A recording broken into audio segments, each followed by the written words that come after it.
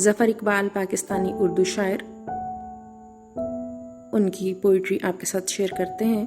कहते हैं, खामोशी अच्छी नहीं, इनकार होना चाहिए, ये तमाशा अब सरे बाजार होना चाहिए। ख्वाब की ताबीर पर इसरार है जिनको अभी, पहले उनको ख्वाब से बेदार होना चाहिए। अब वही करने लगे दीदार से आगे की बात, जो कभी कहते थे बस दीदार होना चाहिए। बात पूरी है अधूरी चाहिए ए जाने जां, काम आसान है इसे दुश्वार होना चाहिए।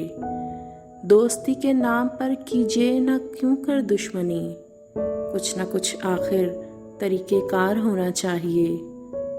झूठ बोलना है तो कायम भी रहो उस पर ज़फ़र, आदमी को साहिबे किरदार होना चाहिए।